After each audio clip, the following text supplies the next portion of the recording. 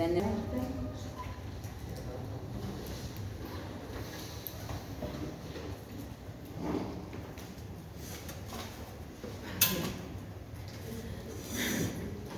ya saben, o por anatomía, por histología que lo han llevado en primer año, que el corazón va a funcionar como una bomba. Vamos a tener en el corazón, la función del corazón es bombear la sangre a todo el cuerpo. Entonces, en este tema vamos a ver cómo llega la sangre del corazón a todo el organismo, cómo se distribuye,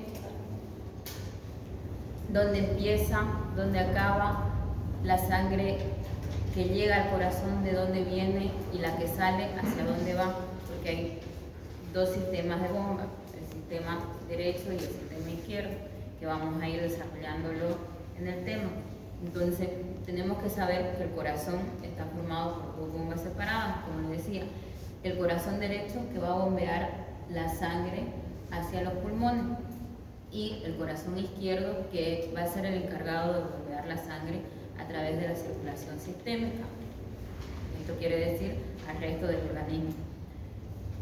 Cada uno de estos corazones es una bomba bicameral, pulsátil, formada por una aurícula y un ventrículo. Eso quiere decir bicameral, que está formado por dos cámaras, las aurículas y los ventrículos, que van a estar comunicadas entre sí, pero separadas por las válvulas cardíacas.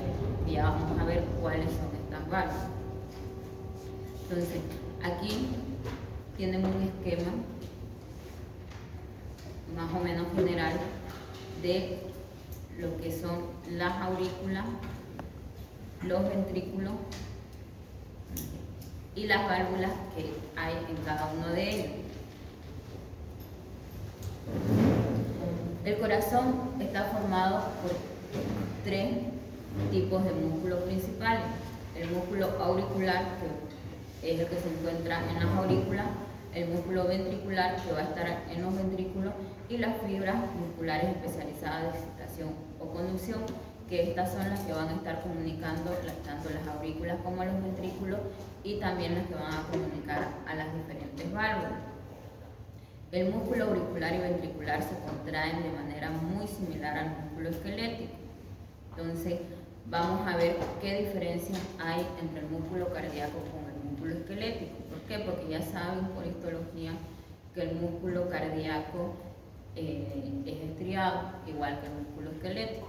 Entonces, pero como es uno de los órganos más importantes del organismo, va a tener sus peculiaridades y va a tener sus características. Las fibras especializadas de excitación y conducción del corazón se contraen débilmente porque contienen pocas fibras contráctiles. Es una de las diferencias que hay con el músculo esquelético. El músculo esquelético se contrae con más fuerza, necesita más fuerza para contraerse porque es la que nos va a dar el movimiento.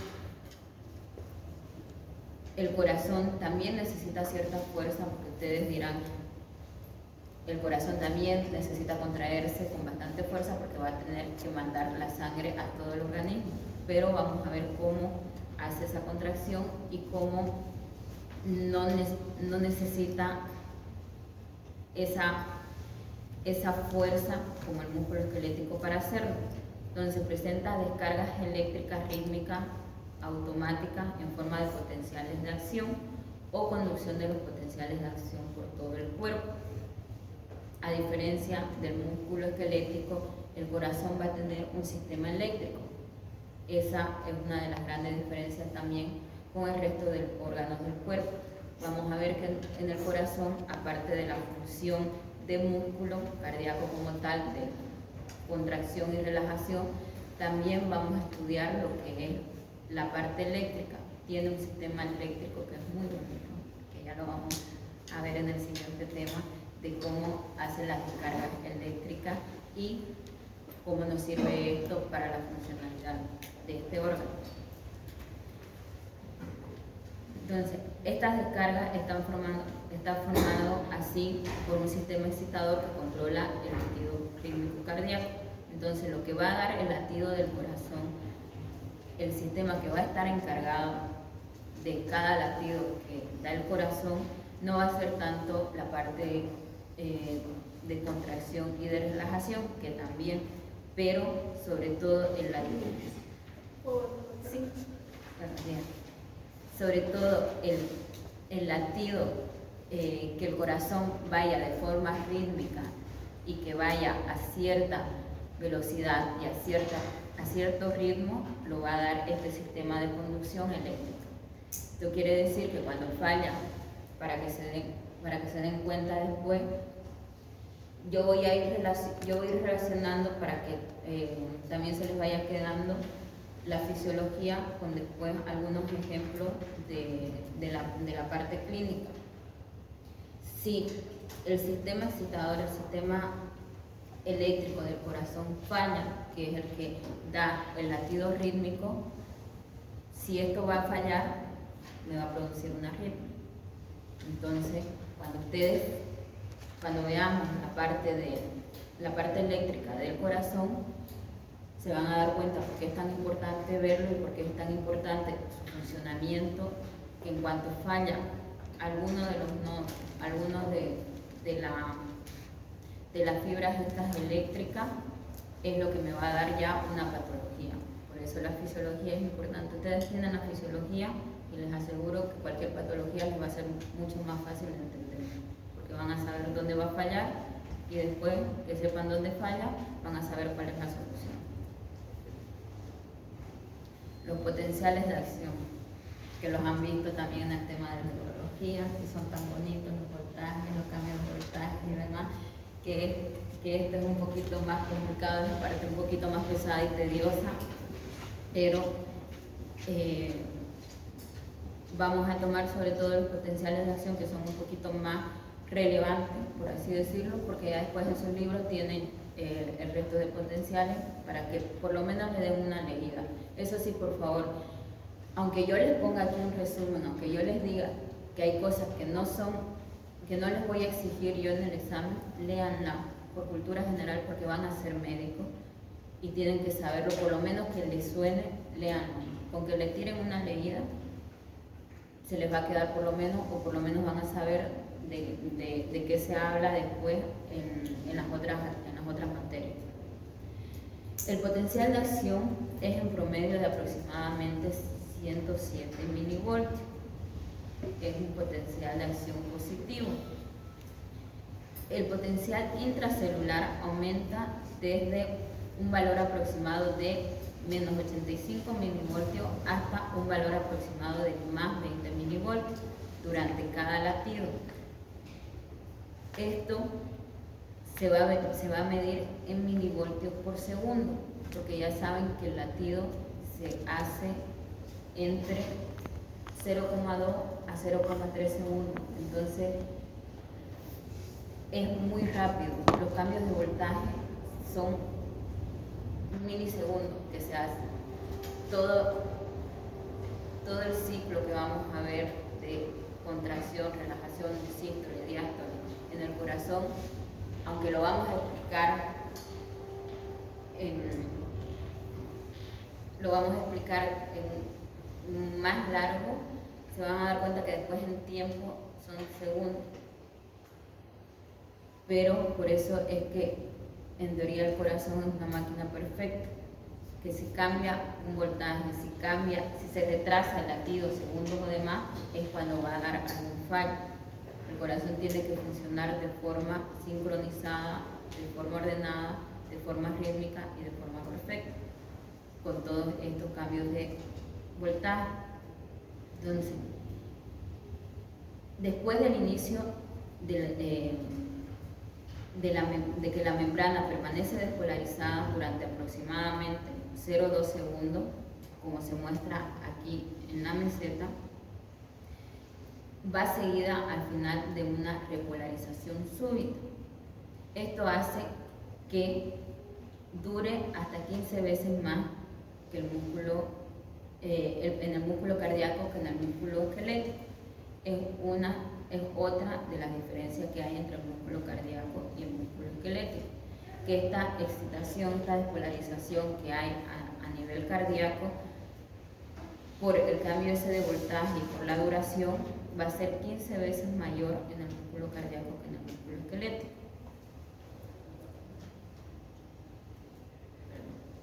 Entonces, ¿cómo se produce este potencial de acción? Está producido por la apertura de dos tipos de canales.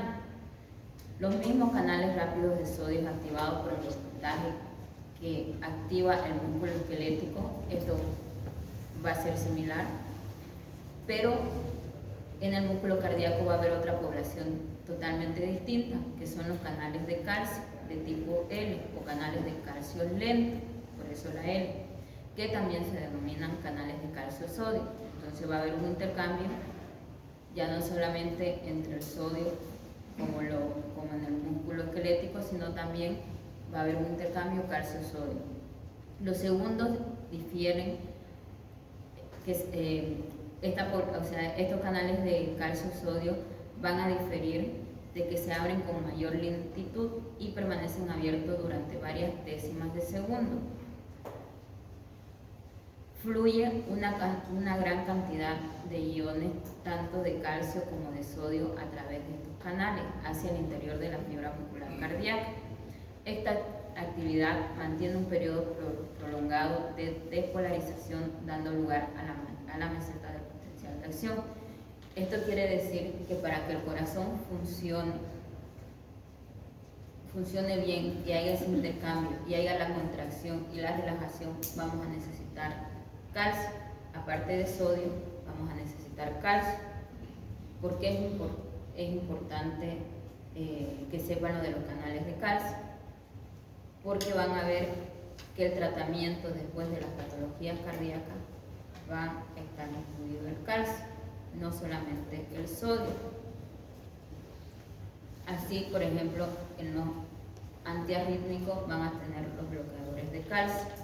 Cuando vean el fármaco y vean los grupos de fármaco cardíaco, los nombres le van a ser muy conocidos y se van a dar cuenta de dónde van a actuar si entienden la parte de la fisiología, porque los fármacos cardíacos van a ir sobre todo enfocados a este tipo de canal, a inhibir los canales de sodio, a inhibir los canales de calcio, para enlentecer un poco o ayudar un poco a regularizar lo que es el ciclo cardíaco.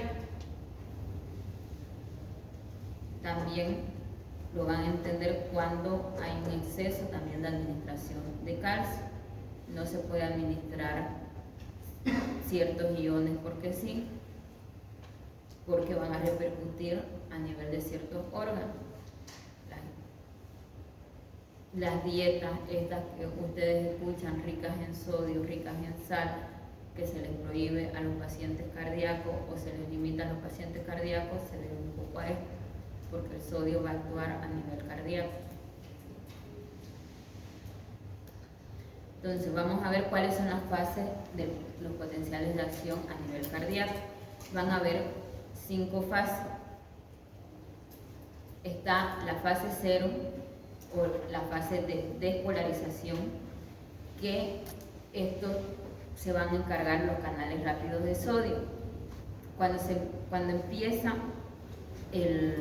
a contraerse el ventrículo, que es cuando empieza el potencial de acción, cuando el potencial de acción se activa a nivel cardíaco, vamos a tener primero una despolarización, y esto va a iniciar con la apertura de los canales de sodio, que es esta pequeña línea que tenemos aquí en el potencial de membrana. Entonces, a continuación de esa apertura de los canales de sodio, va a iniciar la fase 1 o la fase de repolarización inicial, que va a ser el cierre de estos canales de sodio que se habían abierto. Entonces, estamos aquí, va a haber un cierre, va a haber una repolarización en la fase 1. A continuación, vamos a tener una fase de meseta, que va a ser la fase 2, donde los canales de calcio se van a abrir y los canales rápidos de potasio se cierran. dijimos que a nivel cardíaco había una similitud entre el potencial de acción del músculo esquelético y después teníamos la diferencia con los canales de calcio. Si se acuerdan de los potenciales de acción del músculo esquelético, que también lo han visto en histología, que es músculo estriado además, hay un intercambio entre sodio y potasio.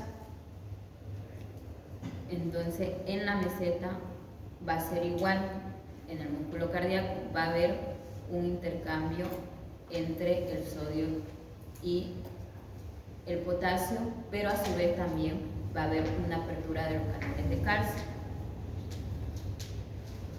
Luego vamos a tener una fase de repolarización rápida, que es la fase 3, donde los canales de calcio se cierran y los canales lentos de potasio se abren. Ya saben que cuando se abre un canal de cualquiera de los iones, se abre un canal y se cierra otro. Entonces no pueden permanecer abiertos dos canales, porque para que haya ese intercambio tiene que haber diferencia de voltaje, y para que haya esa diferencia de voltaje, cuando entra sodio a la célula tiene que salir potasio, y para que haya ese intercambio va a haber una apertura de los canales de sodio y después va a haber un cierre de los canales de potasio para que no se pierdan, para que se pierda la cantidad, para que haya un intercambio de sodio, potasio o de calcio, sodio en este caso, de la cantidad necesaria, no que se pierda ni el uno ni el otro. Entonces, siempre que veamos un intercambio, tengan en cuenta que tienen que saber qué canal se cierra y qué canal se abre, porque sí o sí va a haber la apertura de uno y el cierre de otro. Eso va a condicionar que haya una despolarización o una repolarización. Va a ser una de las dos cosas. Y ya en la fase 4 lo que vamos a tener es un potencial de membrana en reposo. Va a haber un cierre de todos los canales y la membrana se va a mantener en reposo hasta que haya un nuevo estímulo, hasta que haya un nuevo potencial de acción, y volvamos a empezar con la apertura de los canales de sodio para empezar con la despolarización y volvamos otra vez a iniciar el ciclo cardíaco.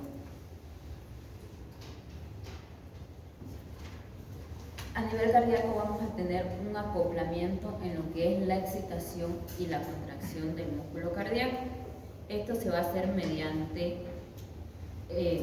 esto va a ser un mecanismo mediante el cual el potencial de acción hace que las miofibrillas del músculo se contraigan. A esta contracción de esta miofibrilla es lo que se llama acoplamiento, excitación, contracción. Además de los iones de calcio que se liberan hacia el sarcoplasma, desde la cisterna del retículo sarcoplásmico también van a ir iones de calcio hacia el sarcoplasma de los túbulos T, que abren los canales de calcio dependiente del voltaje de la membrana del túbulo T. Como recordarán de histología, el músculo cardíaco tiene el retículo sarcoplásmico y tiene los túbulos T. En el acoplamiento de excitación-contracción nos referimos a esa parte de la célula, esa parte de la histología, donde para que haya una excitación y una contracción del músculo cardíaco tiene que haber un intercambio, tiene que haber una liberación del calcio. El calcio es el que va a actuar en la célula del sarcoplasma y va a actuar sobre los túbulos T para producir lo que es la contracción y la relajación del músculo. Entonces, ¿cuál va a ser la función de los iones de calcio y de los túbulos transversos a nivel cardíaco? La fuerza de la contracción del músculo cardíaco depende de la concentración de iones de calcio en los líquidos extracelulares. Esto, como recordarán también cuando vieron en el tema de neurología, en el intercambio de sodio-potasio también con los potenciales de acción, que si no tenemos una cantidad suficiente de iones a nivel extracelular, no podemos hacer este intercambio, porque la célula no va a tener que intercambiar. Entonces, por eso es importante que tanto el medio extracelular como el medio intracelular mantenga unos niveles de calcio y de sodio adecuados, porque si no, es cuando empieza a fallar este intercambio y cuando empieza a fallar la contracción y relajación del músculo. Un corazón situado en una solución sin calcio va a dejar rápidamente de latir. Por eso, cuando vean lo que es una parada cardíaca, por ejemplo, van a ver que una de las cosas que se pone, una de las medicaciones que se pone es gluconato de calcio, porque el músculo necesita calcio para contraerse. No es el principal que se pone. Ya van a ver cuáles son los fármacos principales de una parada cardíaca, pero en cuanto se pone los fármacos principales a continuación, cuando ya tenemos la vía de más, se va a poner un gluconato de calcio por este motivo, porque el corazón necesita sí o sí calcio para latir.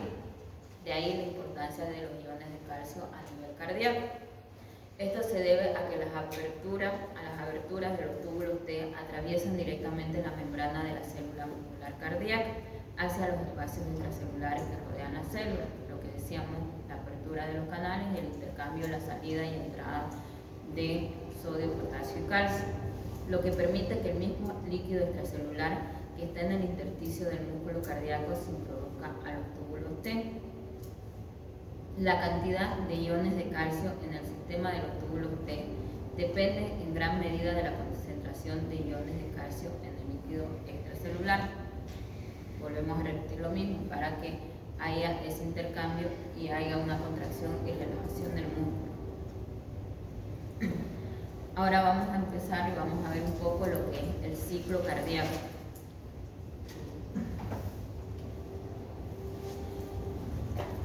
Cuando hablamos del ciclo cardíaco nos vamos a referir a los fenómenos cardíacos que se producen desde el comienzo de un latido hasta el siguiente latido.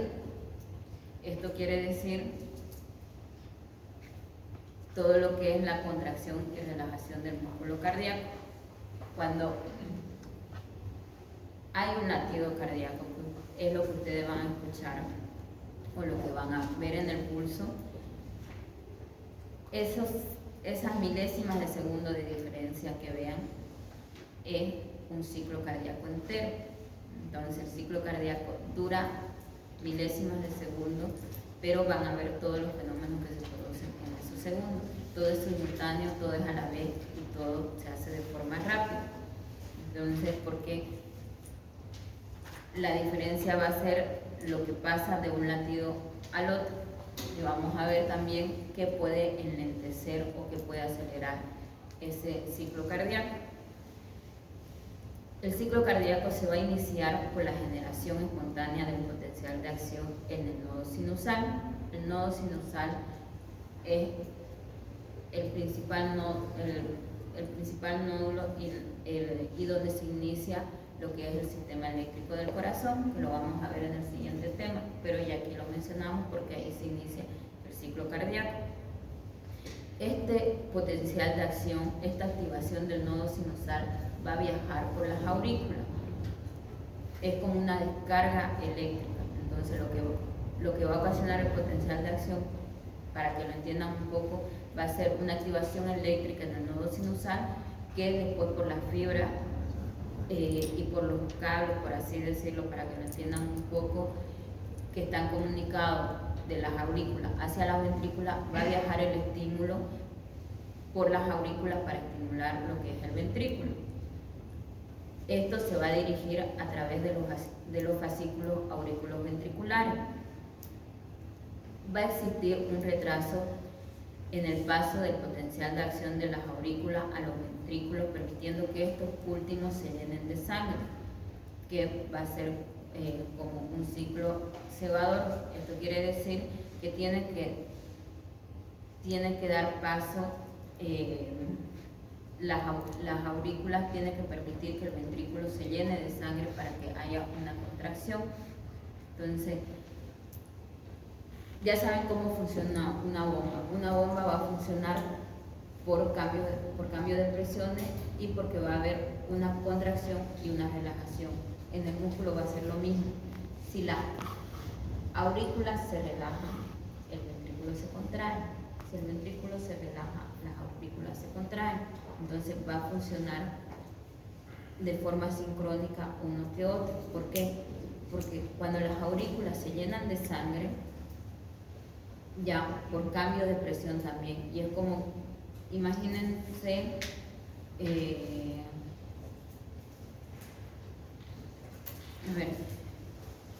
imagínense dos globos que están sellados uno del otro. Entonces ustedes van a meter cierta cantidad de agua en un globo, y para que ese globo no reviente van a tener que vaciarlo, ¿no es cierto? Porque va a llegar un momento en que las paredes de ese globo van a ceder y ya no va a tener más capacidad para que entre agua. Lo mismo pasa un poco en el corazón. Las paredes de la aurícula están diseñadas para recibir cierta cantidad de sangre. Una vez se llenan y reciben esa cantidad de sangre, ese volumen de sangre, lo que hacen a través del sistema valvular es abrir las válvulas para que pase esa sangre y se liberen las aurículas y pasen al ventrículo. Entonces las aurículas se relajan con la apertura de las válvulas y pasa la sangre de las aurículas a los ventrículos. Una vez pasa toda la sangre y se relajan las aurículas, se vuelve a cerrar las válvulas del corazón. Ahí ya el ventrículo recibe toda la sangre de las aurículas, pero no se olviden que también tanto a las aurículas como a los ventrículos le llegan sangre de los grandes vasos, que por anatomía ya saben que les llega al lado derecho por el sistema circulatorio pulmonar y por el lado izquierdo por el sistema del resto de los tejidos. Derecho por lo que son las venas cavas, izquierdo por lo que es la arteria aorta. Entonces, aunque vacíe todo lo que es la aurícula, ya le va a estar entrando a las aurículas la sangre proveniente de las venas cavas del sistema pulmonar, y al ventrículo igual le va a estar llegando sangre de la aorta. Entonces, como las aurículas se vaciaron, se relajaron, el ventrículo ya va a estar lleno y va a seguir recibiendo también sangre de los grandes vasos. Eso también va a ceder y va a hacer una contracción del ventrículo para expulsar esa sangre al resto de los tejidos y pasar también la sangre de nuevo a las aurículas. Eso es por sistema valvular. Por eso es que el funcionamiento de las válvulas es muy importante, para que no haya una mezcla o un intercambio de la sangre del ventrículo hacia las aurículas o hacia los grandes vasos. Entonces, ¿qué van a hacer las válvulas? Las válvulas van a regularizar y van a impedir el intercambio de sangre no oxigenada con sangre oxigenada para que no se mezcle. Ahí el sistema de Shunt o los sistemas o las patologías congénitas, cuando hay una mezcla de sangre oxigenada y no oxigenada, la mayoría de veces es por fallo valvular o porque hay una comunicación en las aurículas de sangre oxigenada con sangre no oxigenada. Entonces, la relajación y la contracción del corazón se tiene que hacer de forma sincrónica. ¿Cómo lo hacemos esto? En el corazón no hablamos de contracción y relajación como tal, sino nos referimos a la sístole y a la diástole. Estos dos términos los tienen que manejar bien, porque después lo van a utilizar también en lo que es la presión arterial. Cuando nosotros medimos la presión arterial en los pacientes, hablamos de una presión arterial sistólica y una presión arterial diastólica. Cuando hablamos de ambos términos nos referimos a esto. La diástole va a ser el periodo de relajación del ciclo cardíaco y la sístole el periodo de contracción. La duración del ciclo cardíaco total es el valor inverso a la frecuencia cardíaca. ¿Qué quiere decir esto? Que si, por ejemplo, la persona, su latido cardíaco por minuto es de 70, va a ser de 1/70. Entonces el ciclo cardíaco, si calculamos, va a salir de 0, algo.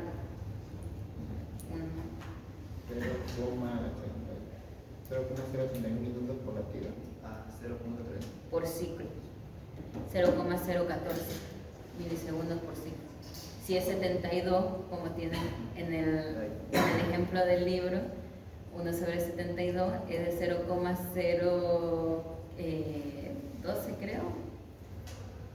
0,01314. Esa es la duración de todo el ciclo cardíaco. Por eso es que se dice que el corazón es una máquina perfecta, porque imagínense, son milésimas de segundo que dura todo esto que estamos explicando. Si el corazón va a 100 latidos, dura menos.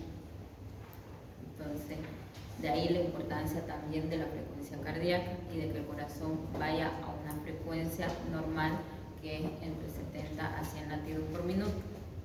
No vaya ni más ni menos, porque cuando va a más trae problemas, cuando va a menos también. El aumento de la frecuencia cardíaca va a reducir la duración del ciclo cardíaco, lo que estábamos diciendo. Ustedes pueden sacar la duración de su ciclo cardíaco tomándose la frecuencia cardíaca. Se toma su frecuencia cardíaca y dividen 1 entre su frecuencia cardíaca y eso es lo que dura su ciclo cardíaco habitual. Aquí tenemos un esquema de lo que es la sístole y la diástole, que lo vamos a ir explicando poco a poco, porque, como le digo, aunque es milésima de segundo, están implicados muchos factores y muchas cosas.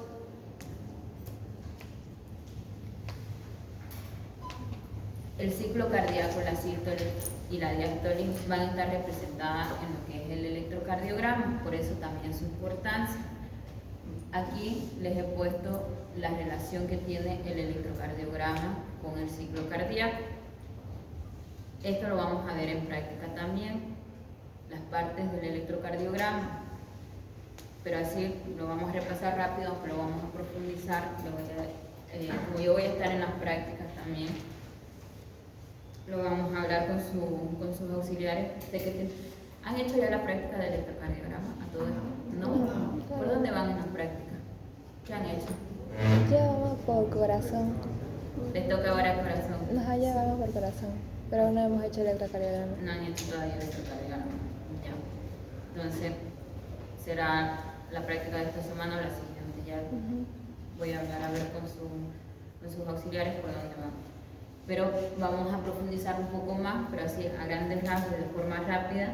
Vamos a ver que en el electrocardiograma se van a dividir por ondas. Estas ondas que se producen va a ir representada, va a ser la representación de una fase del ciclo cardíaco. Así, la onda P, por ejemplo, que es la primera onda que vamos a tener en el electrocardiograma, es la representación de la despolarización de las aurículas. Luego, el intervalo PR, que es este intervalo que es de la terminación de la onda P al inicio de la onda R, es la despolarización auricular y el inicio de la repolarización ventricular, de la despolarización de los ventrículos. El complejo QRS, que es todo este complejo, toda esta onda que hay aquí, es la despolarización de los ventrículos.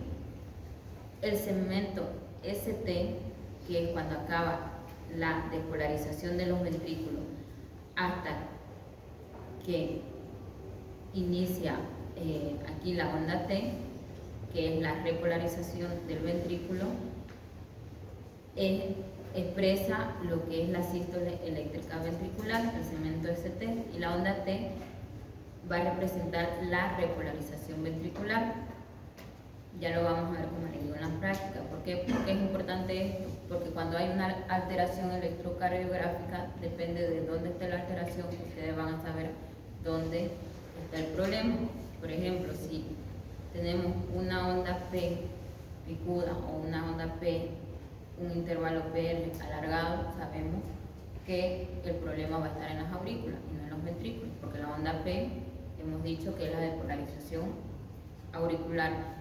Si vemos que hay una alteración de la onda QRS, dependiendo de la derivación, vamos a saber que el problema está en los ventrículos. De ahí la importancia de saber a qué corresponde cada una de las ondas electrocardiográficas. Doctora, una pregunta. ¿Sí? ¿A qué se refería con despolarización de los ventrículos isoeléctricos indirectos? Vamos a ver vamos a ver ahorita en las siguientes diapositivas cuando hablamos de los volúmenes isoeléctricos o de los volúmenes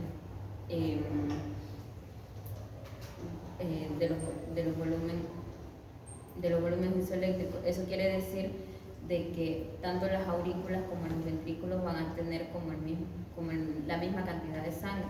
Hay un momento en el que los ventrículos y las aurículas se llenan de sangre y las válvulas se cierran. ¿Por qué? Porque hemos dicho que también el corazón recibe sangre de los grandes vasos. Entonces son milésimas de segundo que en lo que se vacía la aurícula y se llenan los ventrículos van a haber un volumen similar, que va a ser 1/3 de la sangre en las aurículas y 1/3 de la sangre en los ventrículos. A eso llamamos volumen isoeléctrico.